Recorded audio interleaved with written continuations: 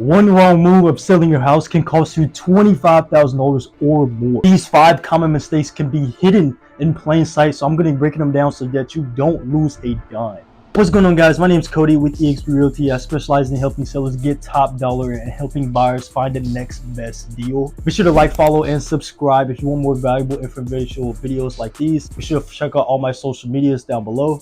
And if you need a realtor who's going to help you not make these 5 mistakes and help you get top dollar, be sure to contact me down in the description below. But without further ado, let's waste no more time. Let's jump into the 5 mistakes that sellers make.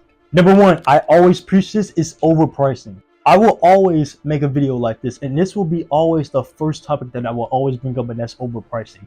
Overpricing will be the death of you. I always give my sellers 2 weeks of being on the market to see if we get any offers or showings. Now, as I always preach, price to sell.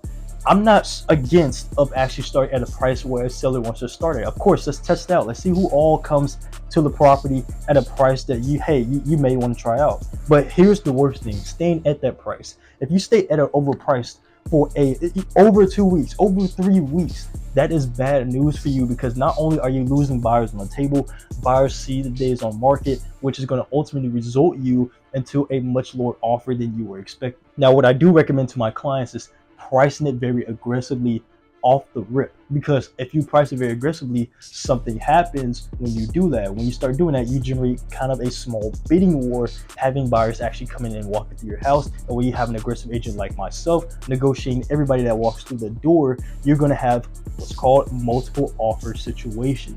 And sometimes those multiple offers can generate, most of the time, above listing price. I've seen it, I've done it. This is proof for sellers that pricing very aggressively can get you into a much higher price scenario.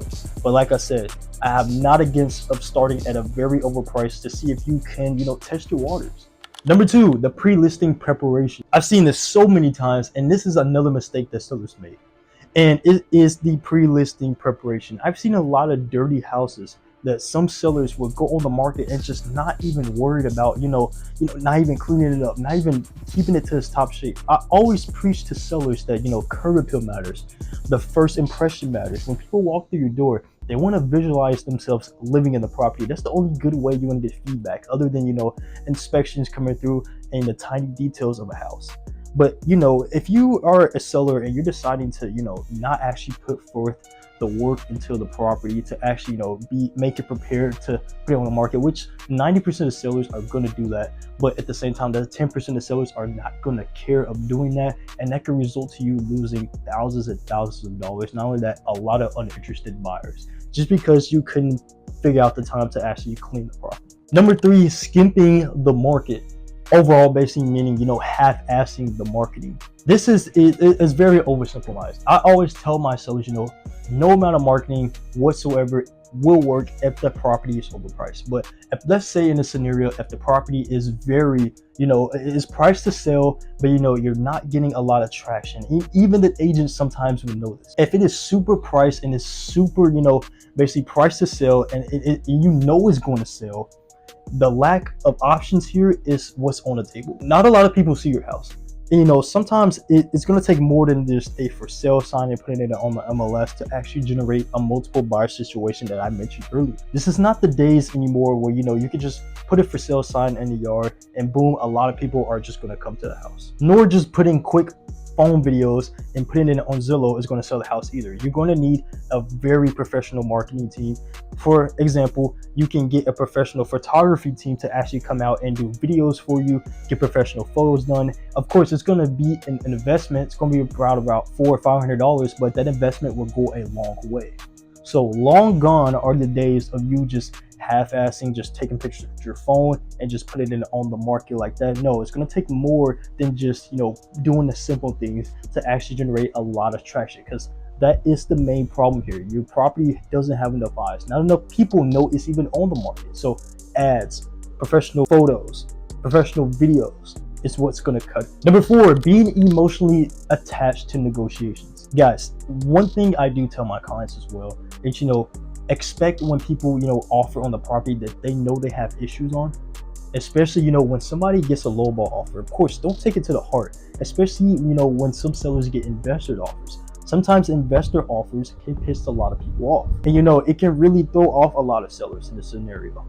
But don't get attached to it. It's not a disrespectful move for you. It's just business at the end of the day. And don't get attached to it, because you can always say, forget the offer, reject the offer. You can counter offer the offer. You can do a lot of things that you do. So don't be emotionally attached to an offer that comes to you that you don't like. There's no hard feelings. There's no need to, cry about the offer. There's no need to get frustrated over the offer. When you have an aggressive agent who's actually going to be working with you and negotiating on your behalf, this should not be a scenario where you need to do that. You can always counter offer with a better offer, or you can just simply walk away. There's no need to throw a temper tantrum over an offer situation. I've seen it with sellers, and it's just a complete waste of time. Number 5, and that's picking the wrong agent. Guys, I've been in this scenario before. I'm just gonna be completely honest. Back then, way before I didn't have the skills that I have right now, I was always that nervous agent of taking listings, taking buyers, and not knowing exactly what to do. But now the information that I know today, and me teaching other agents, on my social medias, but I realized that the agent is what's going to be the defining factor to actually sell the property. Because I always tell my sellers this, long gone are the days of a passive agent. In this market, as of 2025 and going on beyond it, whenever you're watching this video, it's going to take more than, like I said, for sale sign, just putting stuff on the MLS or on Zillow. You're going to need an agent who's going to go out there and negotiate on your behalf of everybody that walks through the door. So all in all, just to put it in short terms, you need an aggressive agent in markets like this, because in markets like these, you're going to need an aggressive agent, especially when homes are literally sitting and interest rates are high to actually get what you are demanding in this market. So picking the wrong agent could be detrimental to you. Picking the wrong agent could lead you to an expired list or a cancel list. And keep in mind, I lost some listings before, but I justifiably lost those listings. But overall, like my point here, the agent you choose can be the defining factor of you actually getting an offer or sitting on the market. And that is it, guys. I hope you enjoyed this video on the 5 mistakes that sellers make that cost them $20,000 or more. Like I said earlier, if you want more valuable informational videos like these, be sure to like the video and subscribe for more. And be sure to follow all my social medias down in the description below. And if you need an agent who's going to actually help you not make these 5 mistakes and actually get you what you're wanting, top dollar, be sure to contact me down in the description below as well. Without further ado, guys, I hope you enjoyed this video. I'll see you in the next one. Let's get it.